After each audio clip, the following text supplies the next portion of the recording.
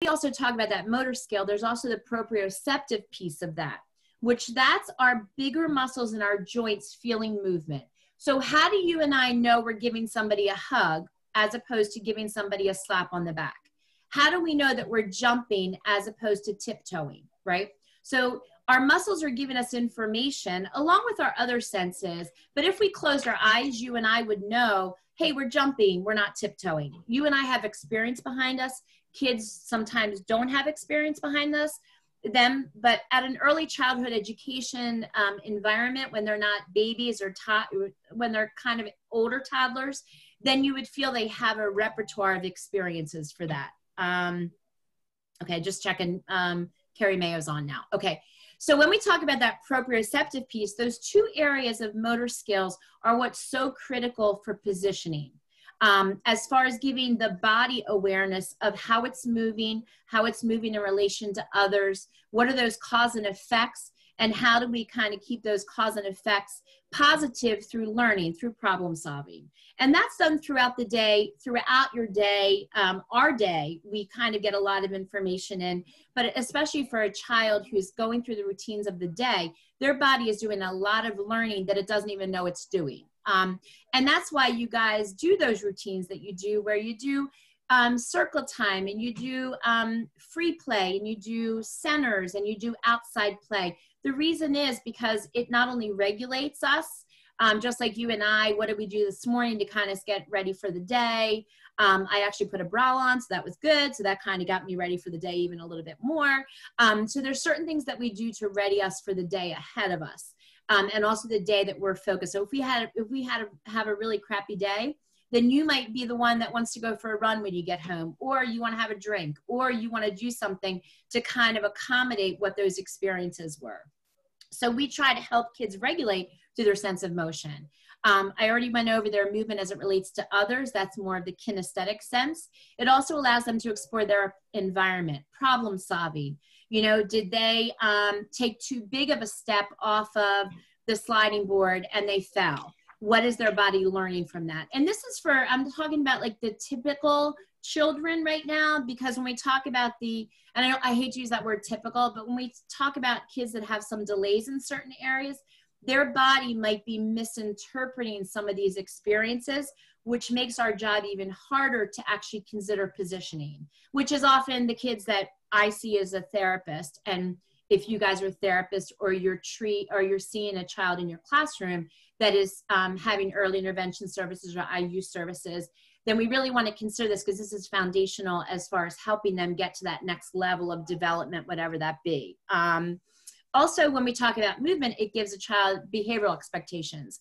What are they allowed to do and not allowed to do? So for example, outside play, they're allowed to do certain things that they're not allowed to do when they're at lunchtime. So it actually regulates their body based on the task at hand to tell them how their body has to respond to that. It also builds off their strengths. So when we see a child who's really playing very aggressively on the playground, and then we compare it to another child who's kind of in the corner, non-engaged, it gives us, the therapist, the teacher, an idea, where is the strength and where is the need of development for this child? Because of course, everybody comes to the table with their own strengths, and our job to teach a child is to acknowledge those strengths and keep those strengths going, because they may always be their strengths as they become mature. But we also want to say, let's use those strengths to bring those areas of need up, right? And that kind of puts a positive tone to it, as opposed to, nailing the things that aren't working. We need to really identify what is working before we can actually help the areas that need help, to kind of bring them up a little bit. And it also helps us to determine what are their interests, what are their preferences. Like I said, some kids love outside play, some kids love lunchtime, some kids love tabletop play, and each child's going to be individual, but you guys have an awesome responsibility being in the classroom of being able to put that all together and make it good for the whole group, which can be very challenging. Okay. So when we talk about function, that's going to be our first topic. When we talk about function, it's taking a look at the day of the child and saying, what do we do as far as positions to kind of get us through the day? So we look at the routines of the day and we say, okay, maybe there's a welcome in, there might be free play when a classroom starts until most of the kids come there. It might be that they have breakfast.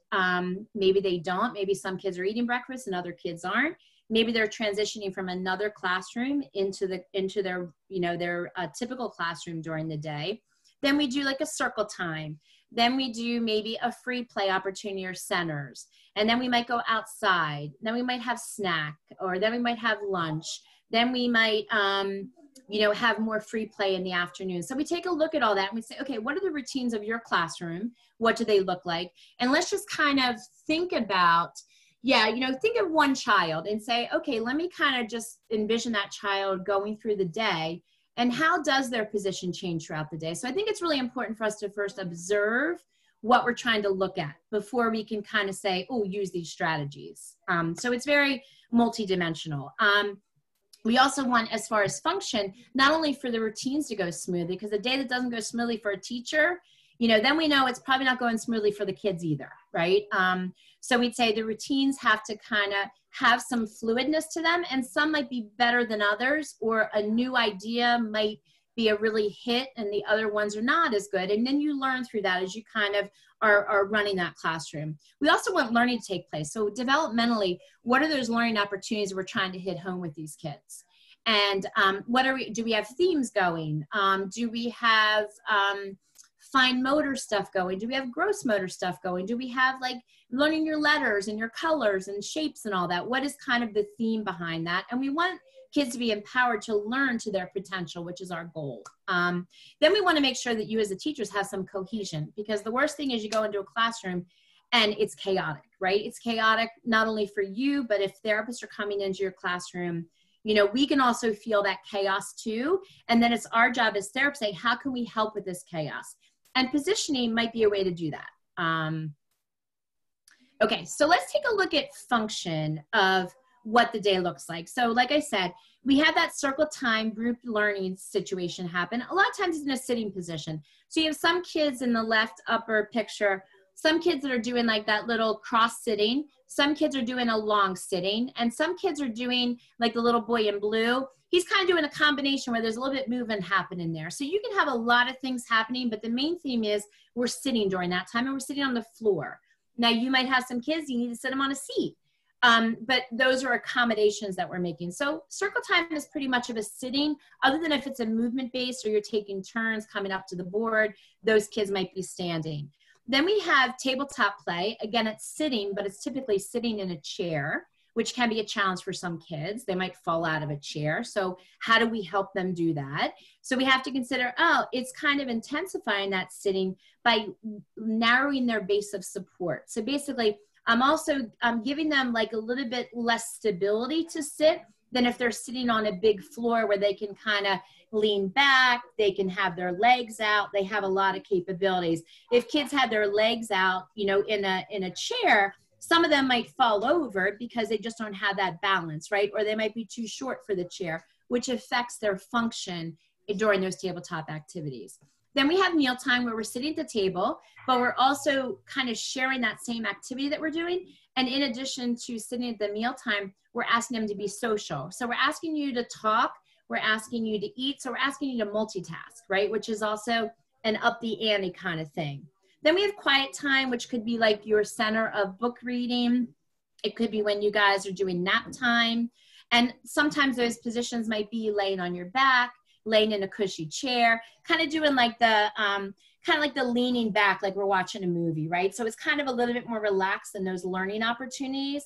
And then outside play, we're doing a lot of different movement kind of things. So thinking about those activities and those routines and saying, how does our body have to change?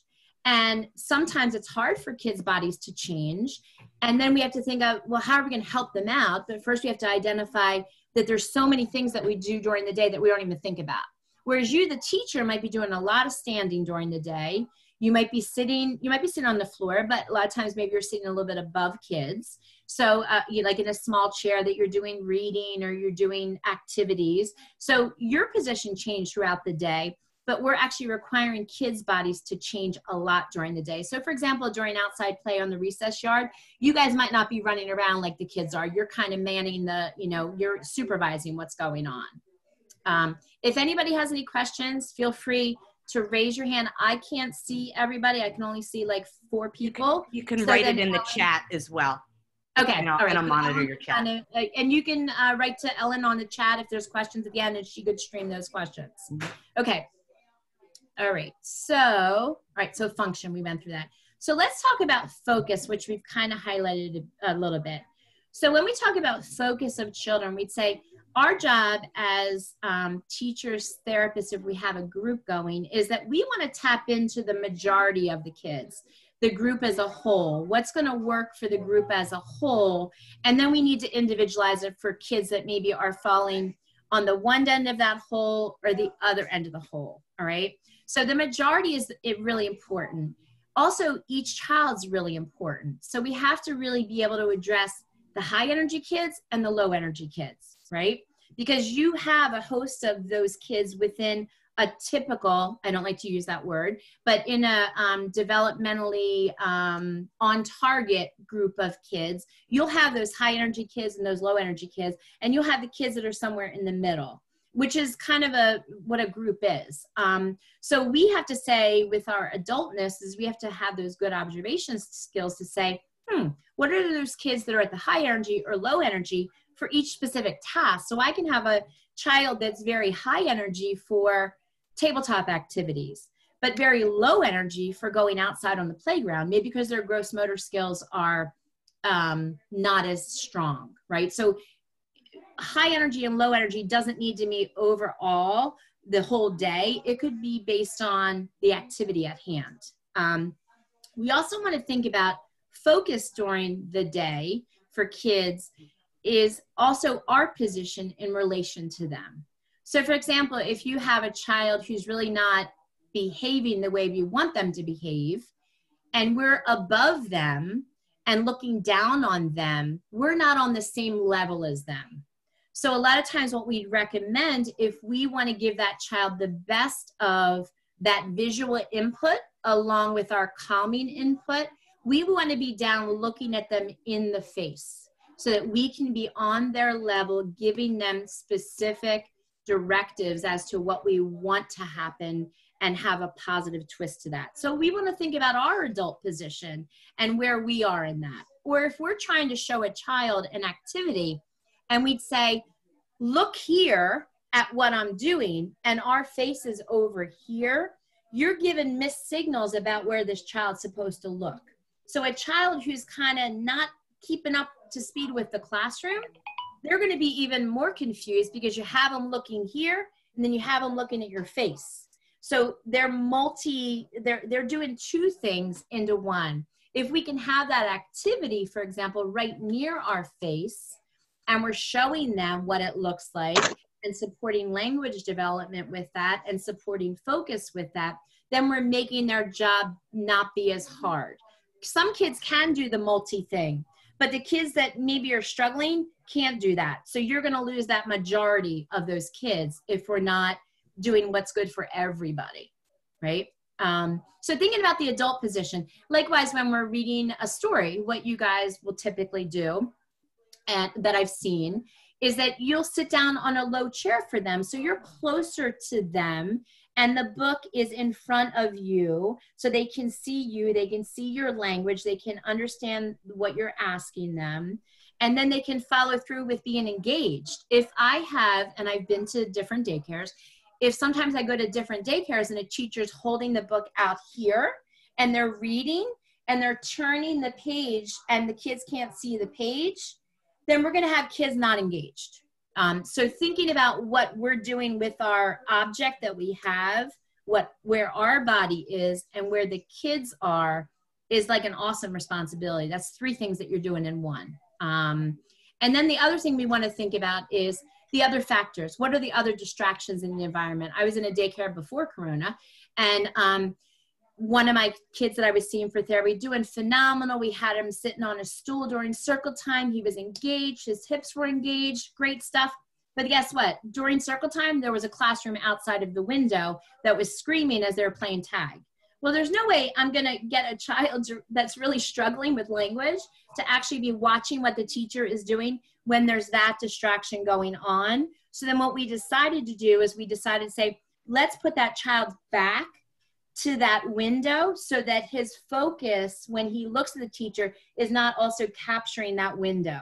And it was successful. Some things are going to be successful and some things are going to be just a trial and error kind of thing because each child is an individual. So like you guys know, we can put our book knowledge and it makes sense to us, but each child's an individual. So what works for one child is not going to work for another child, right? Okay. All right, let's move on.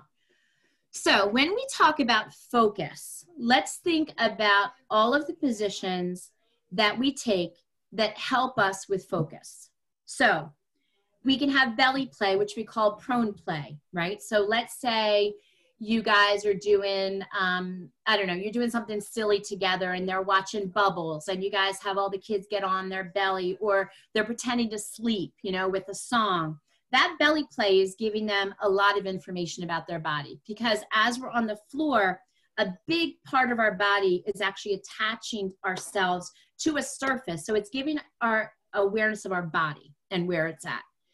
If you could tell some of those kids have their hands like this, again, if you and I were at the beach and we're hanging out and we're watching the waves and we do this, very calming, right? Very focused with us. And I'll get into why that's happening. But you could tell that kids are having fun, but they're getting their bodies into a position which is helping them focus and do things. Down underneath belly, kneeling and squatting. I know these pictures sometimes are not great, but the one child to the left with, they all both have blue shirts on. The one child to the left is kind of doing more of a kneel and the child to the right is doing more of a squat. Gives a lot of information about our body, right? And that could be good for those kids that are antsy-pantsies because we're making their body work a little bit harder, okay?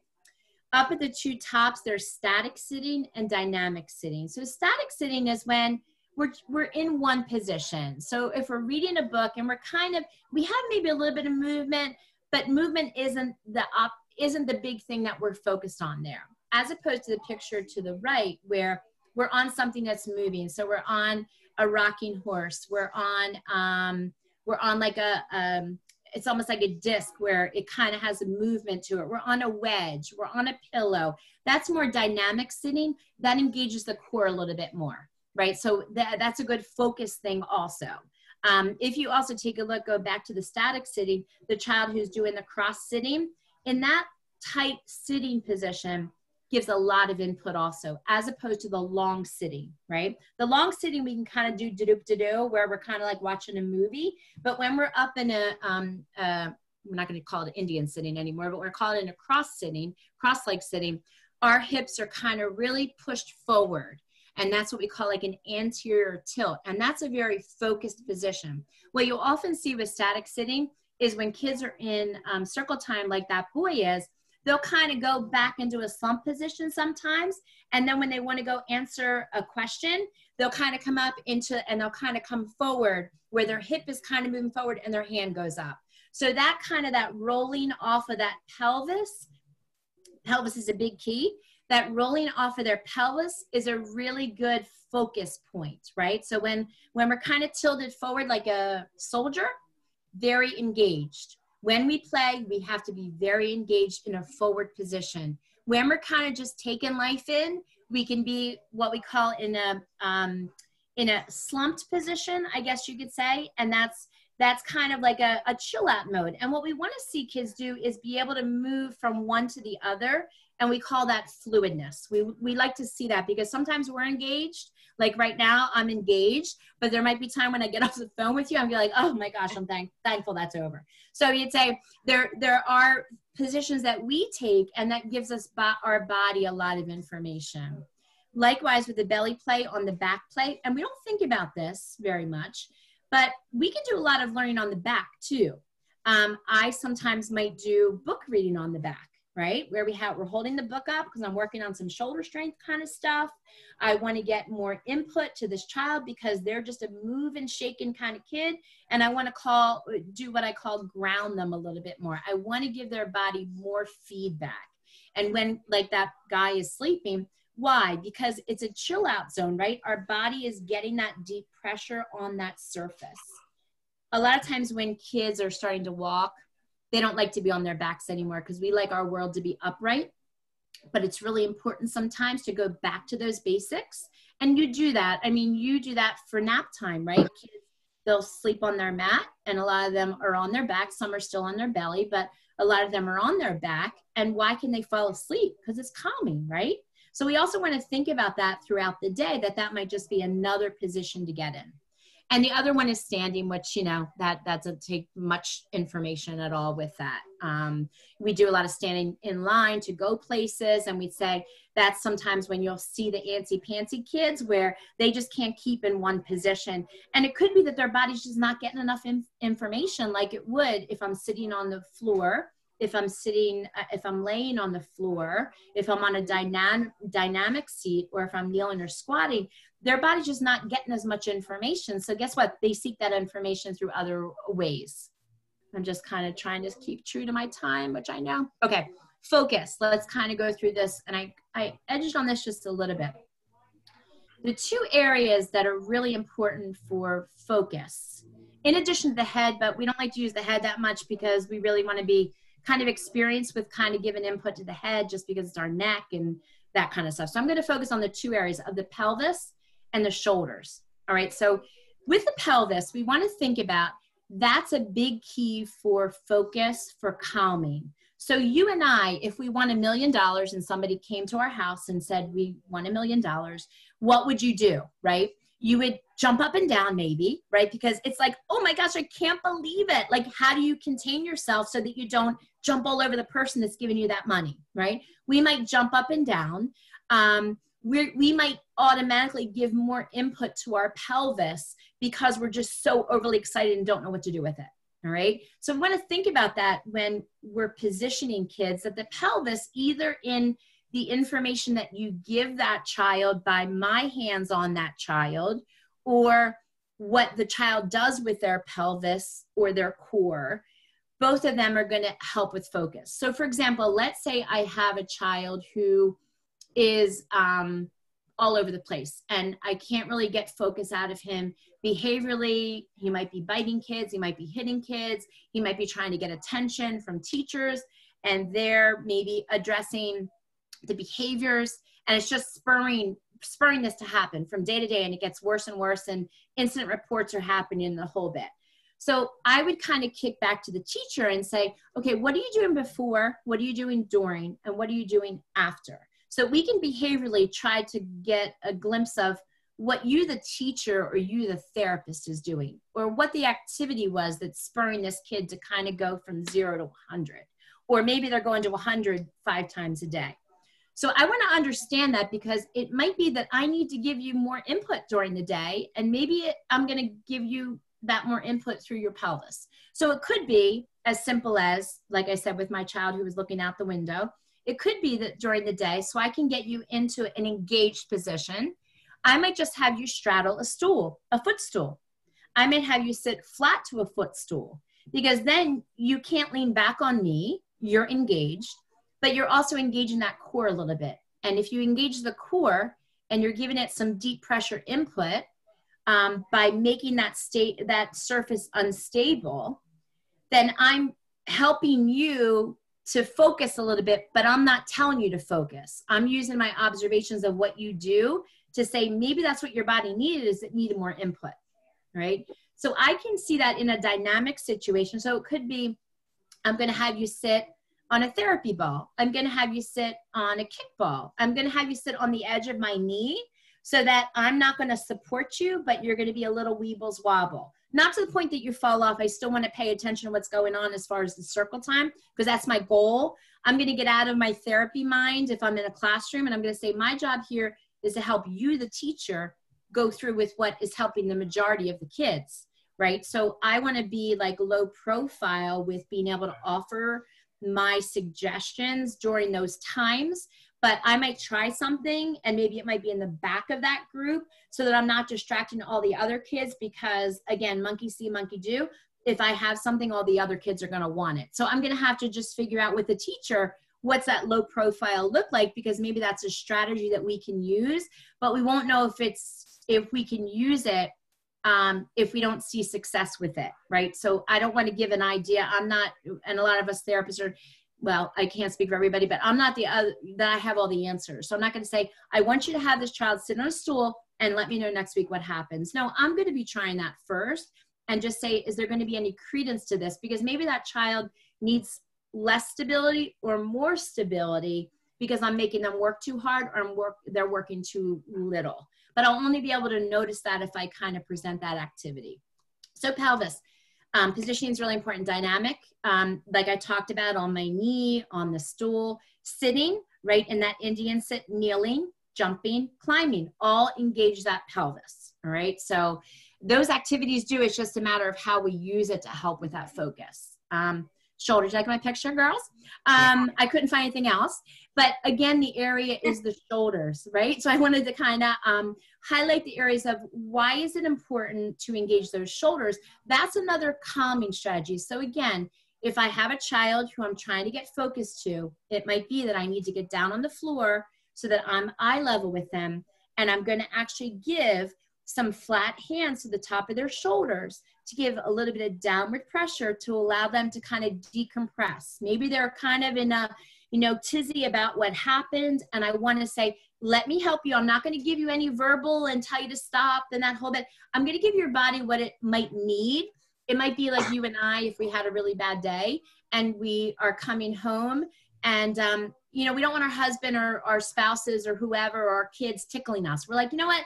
No, I need a hug right now, right? Because again, that deep pressure input is helping us to feel like we're safe, to helping us feel like we have focus. So what are those areas that we can push with the shoulders? Belly play, like we talked about with those kids. Belly play to read, pop bubbles, pretend like we're animals during music, where we're a dog and we're a cat and we're a snake, where we're slithering. All those things really engage those shoulders. Reaching, so for example, it's not the position that the child's in, but instead of me being the nice teacher or nice therapist where I'm handing things to kids just at their midline, I might have them reach up for it, because with that I can say, now listen, Joey, what I'd like you to do is next time I want you to share this with Michael, right? Where I'm kind of like capturing that moment, making you work a little bit harder so I can get my input in there, right? Or it could be that I'm working on language, right? So if I help to reframe that a little bit and I say, oh, Joey, do you want the red or the green? And let's say Joey's looking at the red, for example. I might hold it up high and I could say, oh, Joey, you want the green? Here's the green. Pam gave you the green. I couldn't quite hear you. Oh, my sync system is like going on. So I would be able to reframe that word of that green a couple of times because I made you work a little bit harder. I made you reach up, which helps you kind of capture that moment, which is what we often want to do. We want to capture those moments. And if we have a child who's either too high or too low, they're not capturing those moments, right? And we're not doing the best that we can as far as, benefiting them from that learning environment. So climbing on the swing set, climbing up a ladder, climbing up to the, swinging on, holding the chains while you're swinging, holding that's really engaging those shoulders a lot. And that can be a really fun, but engaging kind of thing and a focused kind of thing for kids. And then resistive play, some things that we don't think about is that even when we're doing those fine motor activities, if we have resistive play, meaning the push and pull of Play-Doh, the push and pull of Legos, the push and pull of magnetic tiles, we're engaging our shoulders a little bit because we're putting action into what we're doing. We're not just taking one piece from here to the other, but we're pushing and we're pulling, and our muscles proprioceptively and shoulder-wise are getting that information where it's making us look at what we're doing, okay? It's making us focus to what we're doing. Okay, shoulders is enough. Okay, let's get to the bottom line is fun, right? We want learning to be fun, and we have to kind of get back into our kidism, where we think like a kid, and we'd say, I need these ideas to be fun for kids, because if they're not fun for them, then They're not going to want to do them. They're not going to be the majority of participating in what's going on. And I, as a teacher or therapist, it's going to be a miserable day. So I need to find what makes it fun for them so that I can make sure those positions that we get them in are fun. So it might not be so fun for me to lay on the beach on my stomach to read a magazine, right? So how do I make it fun? I read the best novel that I want, or I want to get sun on the back of my body. So I made it fun, but it's probably not my preference. I'd rather sit in a chair and fall asleep. So we always look to how do we make those positions fun for kids? And it could be in the activity that you do. It could be how you approach the activity. It could be the environment that you use. It could be also changing up the routine a little bit, which can be fun. So familiar routines, when we talk about fun, I kind of jumped ahead of myself. Familiar routines help us get structure to the day, right? So we know what our day looks like, not in today's world, right? Because everything's unmuck as to what we're doing. And I'm crazy right now as far as trying to figure out how I am working with life right now. So familiar routine structure, and they help us define the day. They also helps us to find interest in each child in the areas of growth. So make sure that everybody's muted routines of a day. You as a teacher, you as a therapist, know where you left off, right? And you say, oh, you know what? Joey really didn't get that concept of the difference between a triangle and a square. We need to revisit that. But again, it's us doing that observation. And with routine, we can actually have some place to go back to. So we as therapists, we write progress notes, right? But I can remember what I did with the child, or sometimes the kids can. They can remember what we did the day before or the week before, where I know, oh, I left off there and the focus was there. I want to add to that. So we jump from those structured times to kind of hierarchy to another level of newness, of novelness. And that's what learning is all about, right? Get the familiar down with that learning, and let's move on to the next thing. And always remember those familiar things, but always have those other things to look forward to. Okay, changes in routines. What does that do? I mean, that's real life. Things don't happen as they're supposed to happen, as we well know in today's world, that we want kids to be flexible. Like, we want to have a routine, but sometimes, you know what, it's not gonna work the way we want it to work. And we want it to be okay that it's not working that way. It might rock some kids' schedules even more based on maybe their family environment, their parents, the other kids in the family, any developmental things that are going on. So we just want to understand that that's something we have to try to bring a child to at such a young age, because we don't know what their learning potential is. We want to keep the day interesting, right? We don't want the same old, same old, same old. You know, if you have kids' birthday parties, for example, that's like a fun thing. You know, you get to celebrate the student of the day or the student of the month. Those kind of things make it just interesting. And then kids go home with that information. Like, guess what? Today we did something different. They'll come up with those things. That's why sometimes you have gym classes once a week. It's a difference. Music classes once a week. It's a difference, right? It keeps it fresh. And also we want to make sure that fun is not only for the individual child, which is sometimes really hard, but it's also for the group, right? So we always have to consider what's working for the group and what's working for each individual, which as a teacher, that's an awesome responsibility. Like, you guys, accolades to you, because I know that's really hard to do, especially with different families and different personalities and different environments they come from and different backgrounds they come from. That is like, it's hard, but we want to make it fun, right? I mean, that's our bottom line. And at the end of the day, we say, did we do as much as we could today, right? When we lay our head down on the pillow, did we do as much as we could today for the group and for the individual? And if we think that, no, I could have done better with Joey there, then we just tap into our resources. Maybe we don't have the answer. I don't always have the answer. So we want to tap into the resources that are available. Okay, so fun, like I said. So we're working with the one child, we're working with many children. But the bottom line is too, the teacher is the middle of that, right? The therapist is the middle of that if you're teaching a group. We want to make sure that those activities are fun for the teachers too, because if you're doing something you dread to do, then you're not going to be as engaged in that. So for example, me, I'll tell you a little ditty that not many people know. I cannot stand glitter. I cannot stand glitter, because if I get it on me, I cannot get it off. And if somebody has it on their face, I only see that little speck of them shining in the light. that drives me crazy. So if I was going to do an activity with glitter or an activity with something else like pom-poms, I'm going to pick the pom-poms because glitter makes me crazy. All right. So you as a teacher or a therapist need to know what makes you comfortable, right, with activities and what makes you enjoy that activity, because your enjoyment is going to come out to the kids, to the classroom, to the parents, you know. And if there's something that you're not comfortable with, then it might be if you have an aide, if you have an assistant, like, you know, Joey really used to play with glitter, but I'll do it, right? I would do anything, but I just see the glitter on my hands all day. So I would do it. But I would say if I can kind of spawn it off to somebody else or say to the parents, this is an idea that you could do with your child, then I'll do that, because at least they're getting the enjoyment out of it, but it might not be the fun that I want to have. Okay. So case study. All right. How much time we have? It's 2 o'clock. Pam, we're at 2. Yeah. And I don't want to keep anybody too long, but I don't want people to miss what we didn't do because of technology issues. So, okay.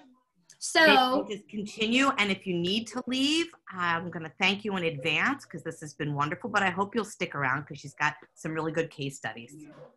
Great. And if anybody wants me to send them a copy of the presentation with, hold on one second. Let me tell my family to keep quiet.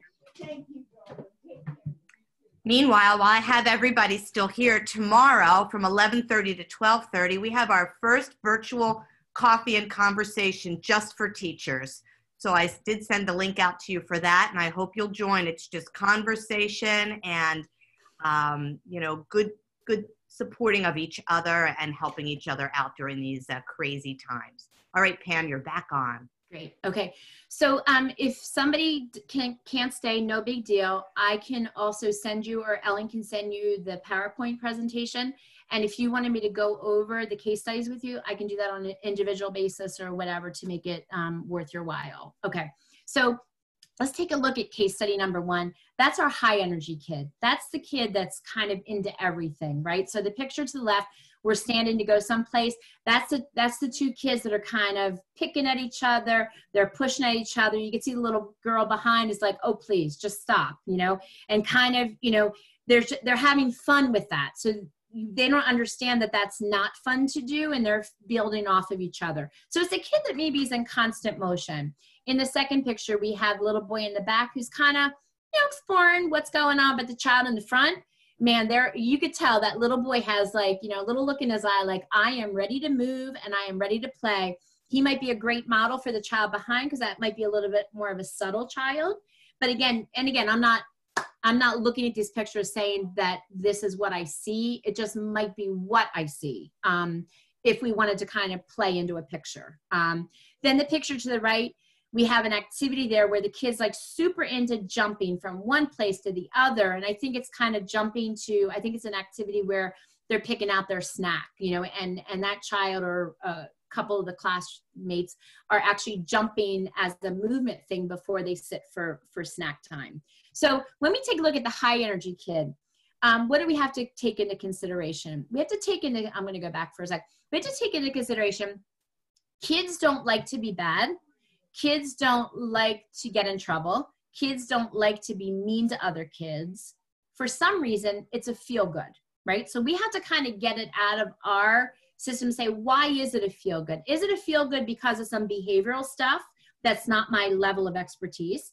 It could be. Is it a feel good because my body needs movement, and that's where I'm going with this?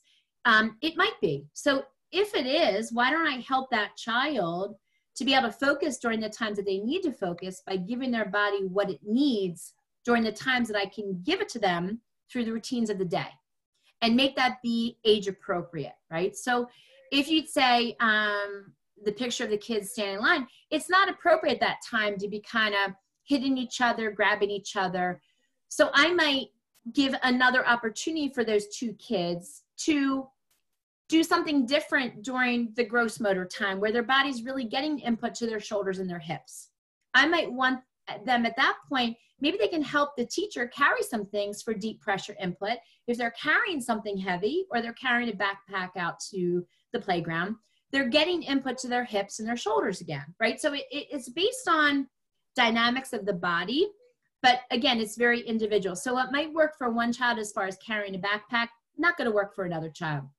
If it's going to work that maybe some of these kids, when they're ready to go outside to the playground, that they put their chairs up on their table because that's what the routine is, and maybe I can get those kids to do it, then that's going to give their body that sense that they need that movement, which might give their body the feel that it wants, but give it within an activity that's appropriate at the time it's supposed to be appropriate. That makes sense. If you say the middle child, we'd say, all right, move and shaken kid. Maybe it's great that I have them sitting in the box because the little boy that's in the front, who's a move and shaken kid, let's just assume, is that it gives him boundary lines, right? And it's kind of like being snug in a bug in a rug. I'm giving him those little boundary lines because maybe if I didn't have those boxes, maybe he'd be hitting the boy behind him with that paper plate, right? So I just want to say that maybe an activity that we do is giving our body deep pressure input, which is helping with that high energy. And then the last one we talked about, that kneeling, that jumping input to the hips, right? So I kind of set up like a little obstacle course where maybe I'll have the whole class do it, but maybe I'm really targeting those kids that I really want to target, but it's fun for everybody. So we don't want to single out a child within an environment because we want it to be good for all of the kids, right? Likewise, when we as therapists go into houses, or when we can go back into houses, is that there might be a family of 4 kids in the house. Well, I want people to join in because this is what this mother's life is like. Her life is not just with this one child. Her life is with 5 of her kids together. So how can I make that environment be rich for everybody and let the mom's job be a little bit less grueling, but she feels like she's giving her kids what they need? That makes sense. Mm-hmm. All right, so some of the ideas for the kid that's the move and shaken kind of kid.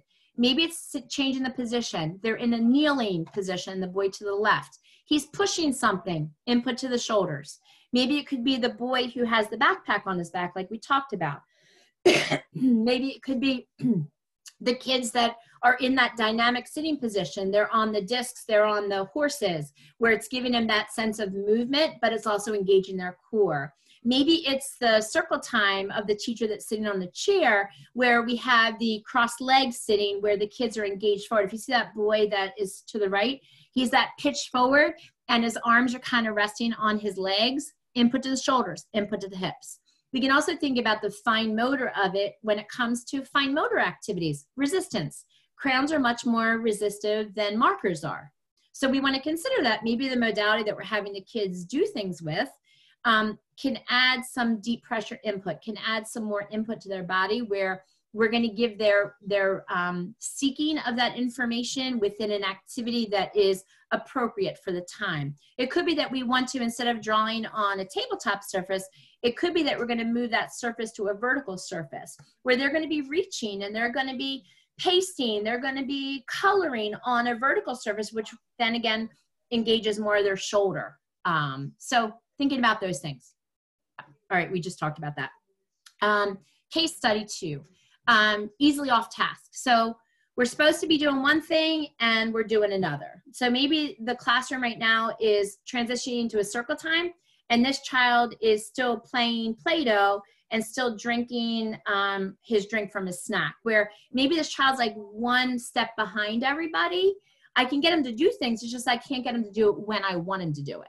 And that's kind of throwing my mojo off with the majority, because I can't move on unless I'm getting Joey to participate, or I want Joey to participate with me. So I'm like, oh, how can I get him to kind of move a little bit quicker, or get those cues a little bit quicker, so that I can kind of move the majority of what we're doing. And often what you'll see in a classroom is that maybe you have a child that's off task, and maybe then the assistant teacher will kind of take over for this child while the rest of the class moves on. No problem there, but we'd say, my goal is to try to get everybody to move together, and why is Joey not able to do that? And can I find some strategies that might help him do that? Okay. So one of the things we want to think about with a child who's easily off task, not only the position and what we're doing and, you know, the resistive play and the key areas of the body, but we also want to think sometimes with kids that are struggling with this, is that what they hear, what they see, what they feel, what they do all have different relevance to them, right? So they're not feeling their body jump. They're watching somebody jump, but their body's not jumping. Their body's tiptoeing. So I can't get them to understand that unless I get them to do the thing that I'm asking them to do. So that's why I kind of call it MonkeySee MonkeyDo, or Simon Says. What I tell you to do is how I'm going to model for you to do it, is going to be what you hear me telling you do, is going to be what your body does, right? It all has the same value, right? So if our body has the same value, what we're doing is we're taking all that sensory information from the environment and from the people in the environment and from the toys in the environment and from the activities in the environment, and we're saying, I'm going to try to streamline them for them. So what I say, you know, it's time to, get up from your seat and transition over to a carpet square. I want to make sure that I'm giving that child as much information as possible to make that happen. So it could be that I don't want him to go first with that, but I want him, you know, he's going last right now. So I want to kind of set him somewhere in the middle of the pack so that he has those models ahead and he's got those people coming behind, because we want to give him that, oh, I did it and kids are coming after me, whereas I'm usually the last one, right? So we have to think about that and say, maybe I want him to be in the middle of the pack and I want to work my way up to that middle of the pack, and how can I do that? So it could be that Simon Says, that MonkeySee MonkeyDo, where the information I'm giving is the information I'm modeling, is the information I'm saying, is the information I'm having your body do. And we often will do this with strategies. For example, I'm going to tell you 3 times, I'm going to model 3 times, but on the 3rd time, if you're not following through with that, is that I want to help you follow through with that. Because if I keep on repeating myself, it's going to be like I'm like a Walmart, somebody over the loudspeaker. I didn't hear you. I didn't hear you. I didn't hear you. Then I get frustrated. You get frustrated. So I'm going to give you that strategy to help you with that. I'm also going to think about when I reframe things, and you know, other people are much more experienced at this than I am when I'm saying this. So speech therapists are great. Teachers are great in this area. Is that I don't want to reframe it differently each time. So if I say, Joey, I want you to get up from the seat. And I say, Joey, what did I tell you? It's time. And then I say, Joey, I'm going to wait. What I did was I said 3 different things, and I'm having a child who's having trouble following what I'm saying, either through motor or language or whatever. You just reframe the same thing in your and my mind, but it's 3 totally different ways for a child. So we can't expect that our strategies are going to work unless we understand the strategies that we're using for that. So it doesn't necessarily, I guess what I'm getting at with here, doesn't necessarily have to be a strategy of just position, but it could also be the position of how we use our input into what's going on. Okay. We already went over that. Last one, low energy kid. These are the kids that I worry the most about, because these are the kids that, and I've said this a couple times in a couple of my talks, is that it might be that really cute little girl, little boy that comes in, and the teacher or the parents say, oh, how was Joey's day? Or how was, you know, Sarah's day? Oh, she was so cute. She was so good. She listened to everything we had to say. And then we as therapists or teachers, you know, that are looking in on that say, well, what did she do today? Well, she played with the same thing that she always plays with every time she comes to school. You know, and I had a child once, I think maybe a couple of us shared this that are therapists on this, is that I had a child that really, her only play repertoire was playing with dolls. So every time she went to preschool, she picked up a doll and she played in the corner by herself with that doll. And that's all she did. And the teacher says she was doing a great job. Then we as therapists went in and said, well, let's just observe what's going on. Great, she's playing. She's not overwhelmed with the environment. She's allowing a teacher to kind of assume, you know, her needs being met and all of that. But really, we weren't expanding that child's learning potential. And those are the kids that I worry about the most, because they can become, I call, a piece of wallpaper, right? Where they're not going to give us a problem. They're not a behavioral problem. But guess what? They're not engaged, right? And those are the kids that aren't going to build on those foundational skills. The kids are the Rammy, Ammy, Sammy's kids. We're going to address those kids because guess what? They're getting us away from the group, right? Whereas the low energy child, come along with it. I'll kind of, you know, follow what we're saying. I won't give you a hard time about it, but I'm not really engaged with that. So we have to understand, why is that engagement happening? Is it because that it's too overwhelming for a child? Is it that there's so much attacking their body right now that they're shutting down, right? So we have to say, what does the position of the classroom look like in perspective of what the child sees? We also have to remember that our sense of touch is our biggest sense in our body. So we want to use that strategy with the child that might be, I call this all the time, the da-doop child, just there, right? Just kind of hanging around.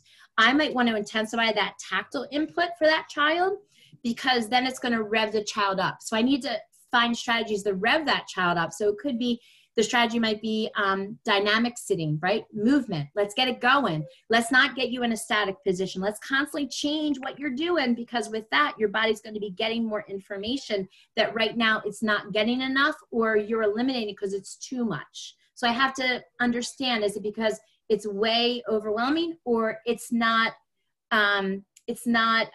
giving me enough information? And with that, we just really need ongoing observation with kids like that, because it's just really tough to know where they are on that scheme, but we can kind of take a look at that and pull that apart with therapist input. Another teacher coming in and looking into a classroom is a great way to just say, let me just have a fresh eye, take a look at this child and say, what else could I be doing, right? Because we know that kids have potential. We don't know what their potential is, but our job is to grow that potential as big as it can be. And in early child learning centers and environments, that potential is huge, right? And our job is to say, each child has a strength and weakness. Let me make that be as huge as it can, because that's going to build on their success with being adults. That's going to build on their success with school. Okay. And that's just the strategies for that low energy type kid. Tactile play is really important. And maybe that child needs to get away and just have like a quiet space. Let me just kind of get away from this craziness of what's going on, because it's too overwhelming and I'm checking out. Wrap up. Just basically, you guys can read that yourself. We just want to make sure that it's very positive reinforcement. We also want to understand developmental skills and milestones, because if I, as a therapist or teacher, don't understand that, then there's no way that I can guide what is to be expected for that age.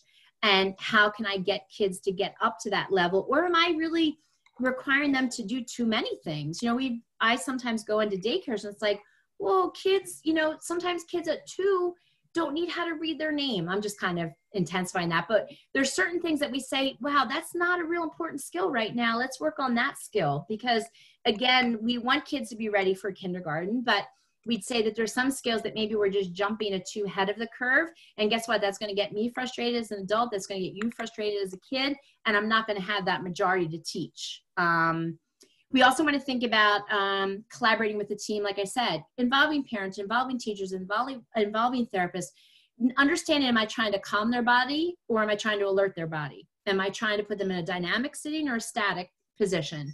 And understand their sensory skills. You know, I have to understand senses and maybe how their body is perceiving that to be able to make those activities rich. And then it's really ongoing collaboration and problem solving to kind of get kids where we want them to be by the end of the year. Yeah. Questions? Anybody have any questions? No?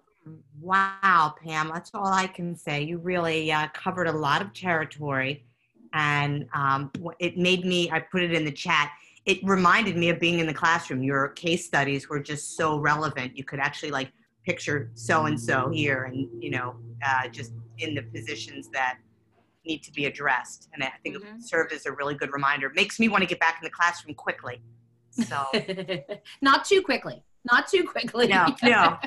No, not before everybody is safe and healthy and whatever. So what I'm going to do is I'm going to send it to, I'll send the PowerPoint out tonight to everyone. Great. A reminder if anybody wants to come tomorrow to the coffee. But I really appreciate everybody taking time and a little extra time to stay on. And Pam, this was brilliant. Everything from the beginning with the education to the end with the practical. Great. Thank you. If you guys have any questions, always don't hesitate. Okay? Yes. Thank you. All right. Thank you. Have a good day, guys. All right. Bye-bye. Bye-bye. Bye-bye. Bye.